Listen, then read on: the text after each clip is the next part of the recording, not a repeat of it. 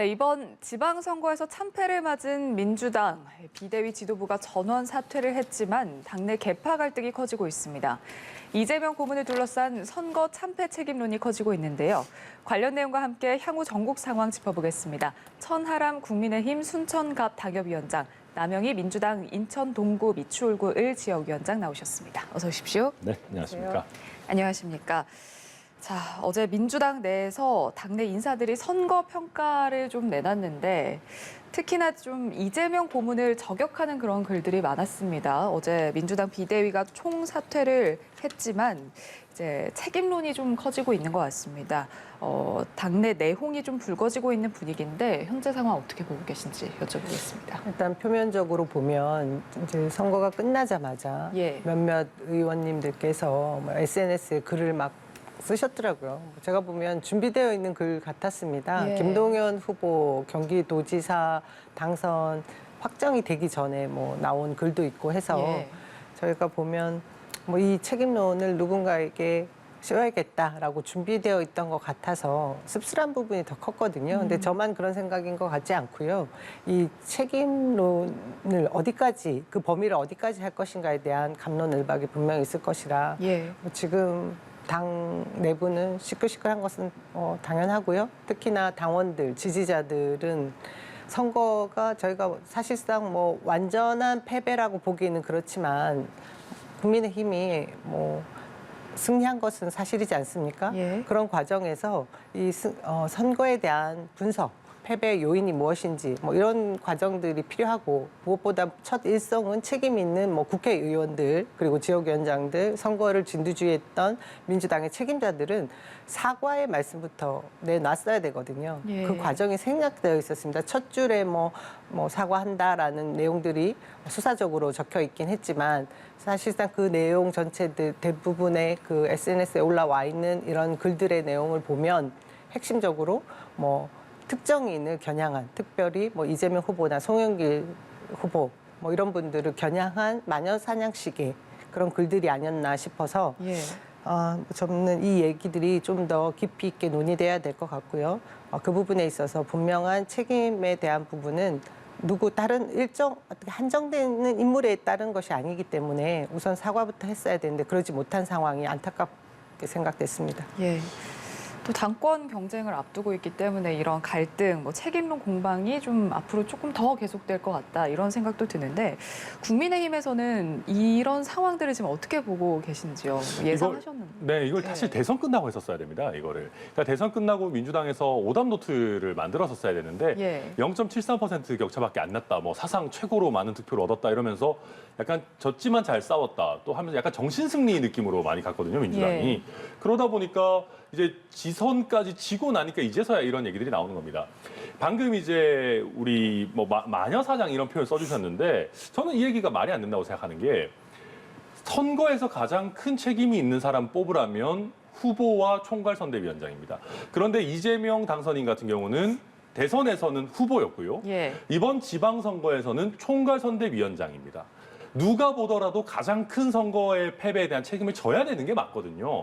그런데 저는 오히려 이재명 당선자께서 선거 보는 중간에 이제 떠나시고 나서 지금까지 제대로 된 사과의 말씀을 내놓지 않고 있는 것이야말로 무책임한 거 아니냐라는 생각이 들고요. 그러니까 우리가 일반적으로 선거에서 지고 나면 어느 정도 자숙의 시간을 가져야 합니다. 근데 이런 부분을 조금 무시하고 어찌 보면 도박을 하신 거죠. 지선에서 내가 승리를 한다면은 민주당을 이재명의 당으로 만들 수 있겠다라고 생각해서 과감한 승부수를 띄운 건데 결과적으로 이 승부수가 안 먹히면서 이제 결국 도박이라는 게 따면 2배 따지면 또 잃으면 2배 잃을 수도 있는 건 아니겠습니까? 한 2배 정도 손해를 보는 지금 방향으로 가고 있다. 그래서 이렇게 읽힙니다. 민주당 내에서 지금 나오는 얘기들이 자생당사, 자신은 살고 당은 죽는다 이런 표현도 나왔고 상처뿐인 영광이다. 사육과 선동으로 사당화시킨 정치의 참담한 패배, 좀 수위가 높은 비판들이 계속해서 나왔거든요. 특히 이제 고민정 의원 같은 경우는 이재명 당선자가 개항을에 나가면서 묶여버리는 바람에 역효과가 났다 이렇게 평가를 했는데 그렇다면 이 당선자가 인천 개항을에 안 나왔다라면 지금의 이런 갈등은 없었을까요? 어떻게 생각하세요? 뭐 이거 일일이 하나하나 거열하면서 그 내용들에 반박을 하자고 하면 예. 제가 이 오늘 시간이 다 부족할 정도라고 말씀드릴 수 있는데요. 예. 아까 우리 천하람 위원장도 말씀하셨지만 이 대선 이후에 대선 패배에 대한 분석이 따라줬어야 된다. 예. 저도 그 얘기를 했습니다. 당에서 아주 간단하고 명료하게라도 대선 패배의 요인, 분석 이런 것이 있어야 되는데 민주당이 일사불란하게 그런 모습을 보여주지 못했습니다. 그때도 이미 저는 지방선거에 일정표가 있고 그 이후에 누군가에게 책임론을 씌워야겠다라는 계산들, 그 셈법들이 각자 머릿속에 다르게 자리하지 않았나라는 생각이 들고요. 예. 중요한 것은 지금 개항을에 이재명 후보가 등판하게 됐던 원인들을 다들 깡그리 무시하고 있습니다. 당이 아까 말씀드렸던 것처럼 대선 패배 이후에 어떤 지도부든 뭐 코어가 돼서 핵심 누군가가 대선 패배에 대한 책임을 얘기하고 분석을 할 그런 자리도 못 만들었던 민주당이 예. 지방선거까지 이끌어야 되지 않습니까? 그리고 그 지방선거에 아까 말씀하신 대로 같은 맥락으로 얘기를 드리자면 예. 지도부의 책임이 분명히 있음에도 불구하고 비대위원장의 윤호중 원내대표가 그대로 또 유임이 되셨어요. 그런 과정들이 이어져 오면서 저는 반성과 쇄신, 그것에 어떤 내용으로 우리가 반성을 할 것이고 쇄신을 할 것인가에 대한 분석이 없었기 때문에 이재명 후보까지 불러내야 되는 그런 상황까지 갔던 겁니다. 지금 그 과정은 다 깡그리 무시해버리고 모든 결과의 마지막 종착점에서 열심히 뛰었던 이재명 후보만 책임을 져라 이렇게 얘기하는 것은 가혹한 것 같고요. 예. 이것은 차후에 있는 계파 갈등을 어떻게 책임 전가를 하고 그리고 명분을 삼을 것인가에 대한 그런 논리로 지금 말을 내놓고 있는데 저는 이 과정이 굉장히 무책임한 것 같습니다. 어떻게 보면 지난 정권의 가장 핵심적인 역할을 했던 의원들 아닙니까? 저희가 180석이라는 의석을 다 부여받은 그런 책임 있는 정당의 거여에서 정권을 교체하는 그런 상황까지 되면서 어떻게 보면 국민들 앞에서 석고대죄를 해야 될 사람들이 지금 빅스피커가 돼서 예. 이재명 후보 한 명에게 지금 이재명 의원으로 당선된 그분에게 대선에서 뛰었던 그 패배의 원인까지 그리고 지방선거의 모든 책임을 다 지운다? 이것은 저는 정당을 지향하는 70만 당원이 있는 민주당의 당원들이 용납하지 않을 것이라고 생각합니다. 그러니까 저는 살면서 제가 고민정 의원님 말에 동의한다라는 말을 할 수 있을지 몰랐는데 예. 저도 고민정 의원님 말씀에 동의합니다. 무슨 얘기냐면 방금 남영희 위원장님 말씀해 주신 대로라면 이재명 후보가 등판하고 소환될 수는 있어요. 왜냐하면 민주당에 구심점이 없었던 것은 뭐 저도 동의합니다. 예. 그렇다면 총괄선대위원장만 하셨어도 됩니다.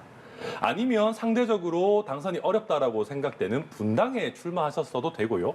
근데 당선이 굉장히 용이하다고 평가받던 개항으로 옮기면서 이게 선당 후사가 아니라 당보다 내가 먼저다라는 프레임으로 옮겨가게 된 것이거든요. 예.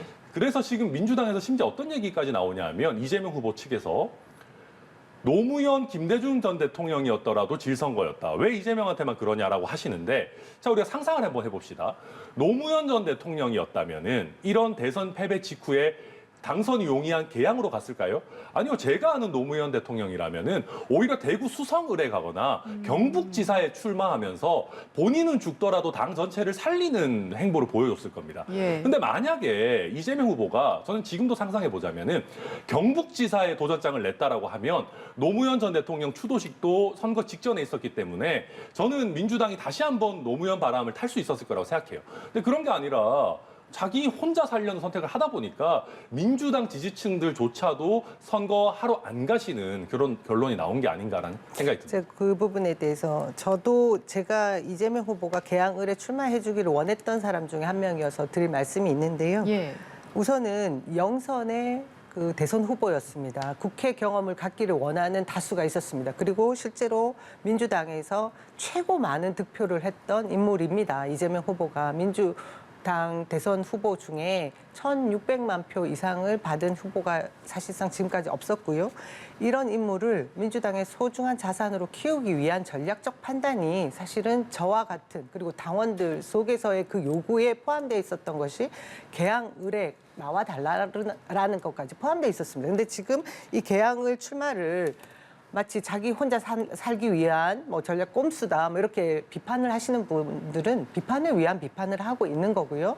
이재명 후보라고 그 당시 그 상황을 몰랐겠습니까? 하지만 본인이 좀 더 전체적인 선거를 이끌면서 이의제기할 수 있는 방법을 찾기 위해서 저는 뭐 불가피한 선택을 했다고 봅니다. 근데 이 부분에 대해서 계속 책임 추궁을 한다라는 것은 결국 만일에 이재명 후보가 개항을 해서 당선되지 않고 말씀하신 대로 험지에서 나가서 하고 또 졌다고 해도 그래도 패배 요인은 또 이재명 전 대선 후보에게 물었을 거란 생각이 듭니다. 예.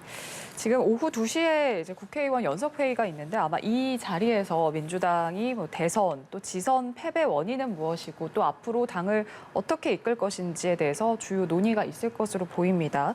8월에 지금 민주당 전당대회를 앞두고 있잖아요. 지금 이재명 후보의 이런 책임론, 비판이 있는 상황에서 과연 이재명 후보 당선인은 8월 전당대회를 과연 어떤 식으로 지금 고민을 하고 있을지도 궁금해요. 나올 거라고 보시는지요? 저는 뭐 결단을 어떻게 하든 본인이 선택을 할 거라는 생각이 드는데 우선 우리 당에 필요한 것이 지금 철저한 반성과 그리고 성찰 그 중심에는 저는 그 많은 의석을 차지하고 있는 의원들이 중심이 되어야 되고요. 그다음에 당의 지도부가 이번에 뭐 비상대책위원회가 모두 다 이제 사퇴를 하긴 했는데 그런 식의 본인들의 그 책임을 다하는 부분을 국민들에게 호소를 해야 된다고 봅니다.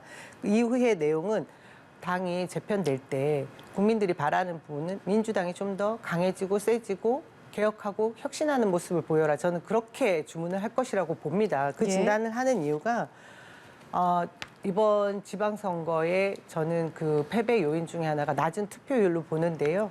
국민의힘도 그렇다고 해서 잘한 게 그다지 없습니다. 뭐 전략적으로 어떤 메시지를 내놓고 선거에 있어서 지방에 유능한 일꾼들을 내놨다, 인물론에서 부각된다 이런 것이 없어도 윤석열 정부가 탄생하고 허니문 기간이었고 또 전통적인 지지자들이 고령화되어 있는 그 연세 많으신 분들이 늘 투표하시던 분들이 제가 볼 때는 한 35% 정도 차지하는 것 같고요. 민주당은 그에 반해서 핵심 지지층인 40대, 50대까지도 꼭 민주당에게 내가 왜 투표를 해야 되지? 그 요인을 찾지 못했던 거거든요. 그걸 반대로 생각해서 그 요인을 찾아내면 저희는 혁신을 할 수 있을 것이고 8월 전당대회에 이재명 후보가 왜 필요한지에 대해서 본인이 결단을 내릴 그런 이유를 찾게 될 거라고 생각을 하는데 저는 지금 당장 이런 개혁적인 과제에 있어서 앞장서서 누군가가 대변해 줄 그 거대한 정당을 이끌어 나갈 구심점으로는 이재명 후보 지금 뭐 이재명 의원이 됐군요. 이재명 의원밖에 없을 거라는 생각이 듭니다. 알겠습니다. 남영희 위원장님 아무래도 본인 당이시다 보니까 조심스럽게 말씀하실 수밖에 없지 않나 싶은데 제가 봤을 때는 거의 100% 당권 도전하실 것 같습니다. 이재명 당선인께서. 왜냐하면 지금 물러서면 비판에 굴복해서 조금 표현이 그렇습니다만 도망가는 모양새가 됩니다. 어차피 이 정도 비판을 받은 거 정면 돌파를 선택하실 스타일이실 것 같고요. 이재명 후보가. 또 한 가지는 지금 이재명 후보의 당권 도전을 반대하는 분들이 이런 책임론을 부각하는 이유가 있습니다. 이렇게 해서 강하게 책임론 드라이브를 걸어서 스스로 출마를 접도록 하지 않는 이상 대적할 만한 사람이 별로 없어요. 뭐 전해철, 이인영, 홍영표 이런 분들 얘기가 나오고 당내에서는 어느 정도 다 세력 기반이 있습니다. 뭐 민평년, 뭐 친문 뭐 이런 식으로 있습니다만은 냉정하게 말해서 일반 대중들에게 먹힐 만한 슈퍼스타는 별로 없거든요. 그래서 저는 이재명 후보의 출마 자체를 저지하기 위한 지금 노력들이 펼쳐지고 있다고 보는데 그렇다고 해서 출마 안 하실 것 같지는 않다. 그렇게 예상하고 있습니다. 알겠습니다. 자, 국민의힘은 지금 분위기가 좋습니다. 그러니까 내년 5월에 있죠. 전당대회를 앞두고 이번 선거 결과에서 정말 잠룡들이 많이 부상을 했어요. 뭐 안철수, 오세훈, 홍준표 그리고 뭐 이준석 대표도 마찬가지고요. 이제 당권 경쟁부터 대선 경쟁까지 쭉 이어질 것 같은데 자 그렇다면 지금 이미 당내에서 주도권 잡기 경쟁이 좀 시작됐다 이렇게 봐도 되겠습니까? 네, 맞습니다. 일단 지금 제일 그래도 재미있는 위치에 있는 건 안철수 의원입니다. 왜냐하면은 지금 말씀하신 잠룡, 뭐 오세훈, 홍준표, 뭐 넓게 봐서 원희룡 이런 분들이 다 원외에 있어요. 그러니까 원내에 들어온 안철수 이제 당선인이 원내 의원들과 어떤 스킨십을 하고 어떤 역학 관계를 만드느냐가 굉장히 이제 좀 관전 포인트고요. 더 나아가서는 소위 말하는 이제 친윤계라고 하는 윤핵관이라고 불리는 뭐 정진석 의원이라든지 권성동 원내대표라든지 이런 분들과 안철수 의원이 어떤 뭐 협력 관계 내지는 뭐 어떤 관계를 형성할 것이냐, 이게 차기 당권 어떤 도전에서 굉장히 중요한 역할을 할 거다, 저는 그렇게 전망하고 있습니다. 예. 자, 이준석 대표 같은 경우는 지금 대선에 이어서 지방선거까지 이렇게 두 번의 선거를 이제 성공으로 이끌었는데, 또 어제는 이제 바로 혁신위를 꾸리겠다고 선언을 하고 혁신위원장으로 최재형 의원을 임명을 했습니다. 뭐 잘 나갈 때 혁신의 소홀하면 결국엔 정권을 뺏긴다 이렇게 밝히기도 했는데, 지금 호사다마 상황을 경계하겠다 뭐 이런 의미일까요? 네. 일단 뭐 정석적인 답변을 드리자면 너무 잘하고 있는 거고요. 다만 제가 그냥 우스갯소리입니다만 이준석 대표 좀 너무한다 싶기도 합니다. 그러니까 혁신이라는 키워드는 원래 선거가 진 정당에서 가지고 가야 되는 키워드인데 예. 이것마저도 선점을 했거든요. 그래서 민주당 지지층에서 보실 때는 이준석 대표 참 얄밉다라는 생각도 좀 하실 수 있지 않을까 싶고요. 근데 말씀하셨던 것처럼 저희 당이 이제 굉장히 오랜 기간 집권하거나 이제 뭐 일당을 할 때도 자만하고 또 이제 많은 잠룡들이 나오고 하면 서로 싸우고 이러면서 이제 국민들의 외면을 받지 않았습니까? 그래서 예. 그런 부분을 미리 좀 저지하자라는 것이고, 또 한 가지는 이준석 대표가 당선되면서 당에 대한 근본적인 개혁을 할 거라고 기대한 국민들이 많았는데 냉정하게 봐서 그런 거 별로 못했습니다. 물론 대변인을 뭐 공개 모집하고 오디션을 하고 뭐 공직 후보자 자격 시험 치고 이런 건 있었습니다만은 대선 치르고 지선 치르느라 지금 너무 이게 바빴기 때문에 근본적인 개혁을 하지 못했다는 평가들이 있었는데 예. 이제부터는 선거에 조금 여유가 있다 보니까 저희 국민의힘이라는 정당의 근본 개혁을 상대적으로 정치물을 덜 먹은 최재형 의원이라는 인물을 통해서 해보자라는 이런 생각인 것 같습니다. 당내 징계권이 있어서 네. 이 부분이 좀 변수가 되지 않겠습니까? 근데 이게 사실은요, 징계 이게 별로 실체가 없어요. 뭐 수사 결과가 뭐 드러난 것도 아니고, 이게 심지어는 뭐 소위 말하는 성상납이라고 하는 그 본건이 아니고, 이걸 뭐 증거를 뭐 어떻게 해서 설득하려고 했다, 뭐 품위유지 위반 이런 걸로 얘기하고 있는 거라서 이걸 가지고 뭐 중징계가 나오거나 아니면 심지어 징계 혐의가 인정될 가능성도 저는 좀 낮다고 보고요. 아까 이제 진행자께서 말씀하신 것처럼 대선 지선을 연달아 이긴 당대표는 아마 저희 정치 사상 매우 귀할 겁니다. 그래서 윤리위에서 이준석 대표한테 막 무리한 징계를 한다? 저는 그거 좀 어려울 거라고 예상하고 있습니다. 예. 저도 한 말씀 드려야겠는데요. 예. 아까 저쪽 당 이야기이긴 하지만 지금 국민의힘이 뭐 연승을 해온 것 때문에 약간 뭐 들떠 계실 수도 있을 것 같은데 이준석 대표가 발빠르게 혁신위를 출범시킨 것은 정말 아까 말씀하신 대로 얄미운 부분이 있을 정도로 정치적 감각이 뛰어난 건 확실한 것 같습니다.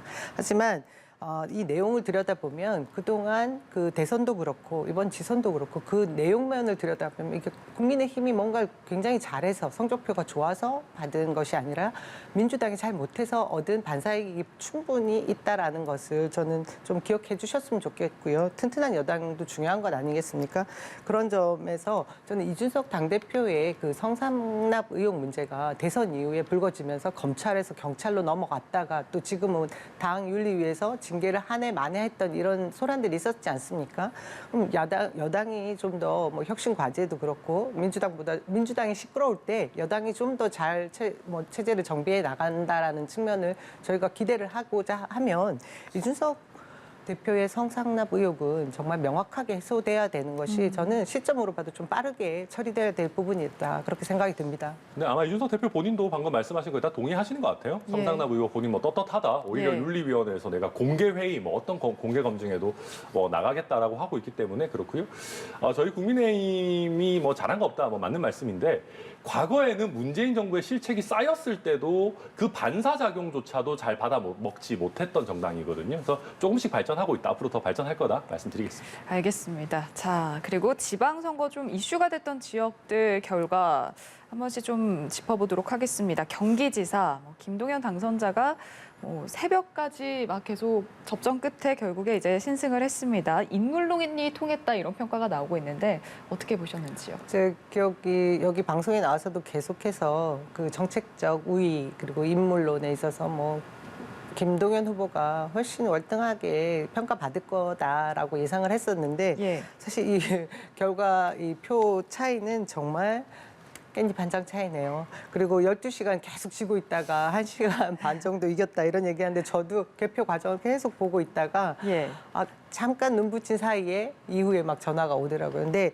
저는 이 상황들을 보면 결국 이 투표율이 너무 낮은 상황이었던 것이 그 인물론을 더 부각시키기에 좀 낮은 득표를 했다라는 안타까움이 있습니다. 그럼에도 조금의 차이지만 승리를 했다라는 것이 결국은 경기도지사의 그 1,400만 인구가 본인들의 그 민생을 맡길 만한 적임자로 김동연 후보, 김동연 지사를 선택한 것이죠. 예, 그런 면에서 저는 전체 우리 그 지방선거에서 경기까지 내어주었다 이러면 저 여기 방송도 나오기 힘들 정도로 암울했을 텐데 그래도 완전히 참패한 것까지 면할 수 있었던 부분이 경기도지사 승리가 아닐까 싶습니다. 예.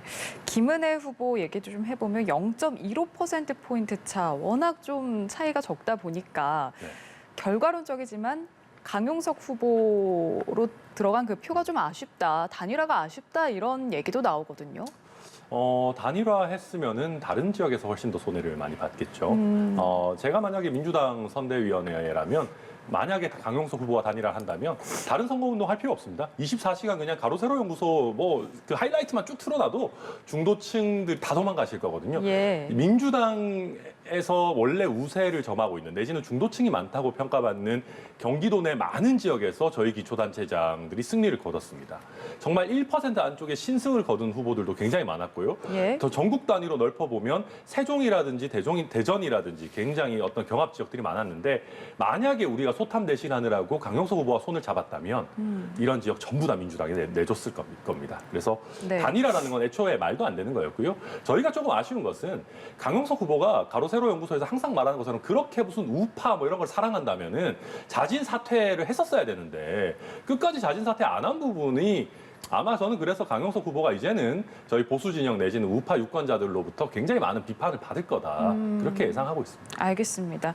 자, 그리고 이번 선거에서 호남 민심이 특히 주목을 받았는데 광주 투표율이 전국 최저, 역대 최저였습니다. 왜 이런 결과가 나왔다고 보시는지요? 저는 우선 뭐 민주당의 회초리를 들은 부분이 있다.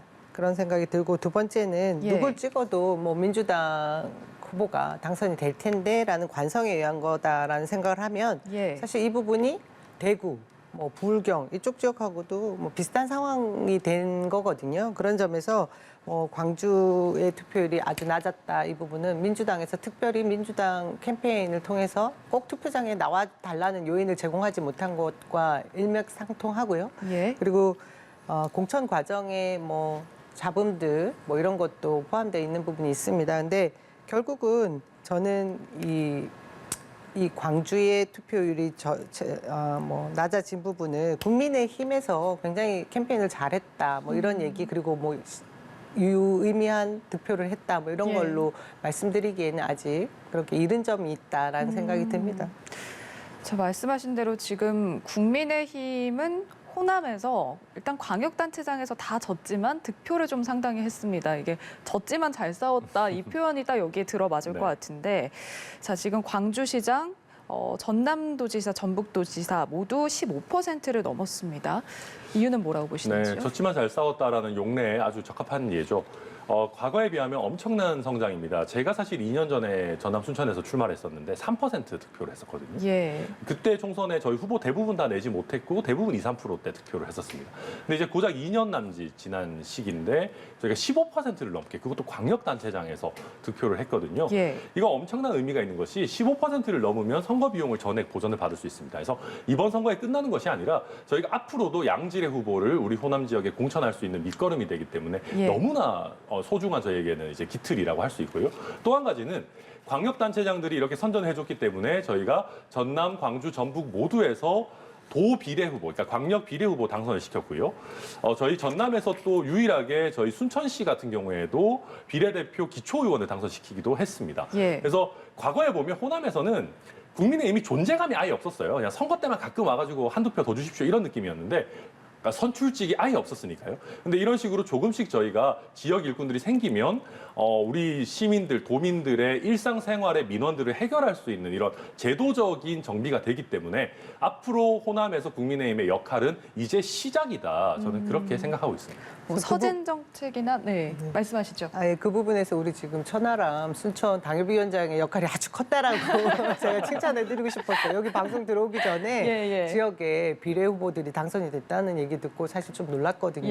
근데 지금 말씀하신 부분을 진짜 민주당이 뼈아프게 받아들여야 되는 부분이 있습니다. 얼마나 그 고인물이 부패할 수 있다라는 걸 민심 위반까지 이어지게 했느냐라는 것을 반성을 해야 되는 부분이 있고요.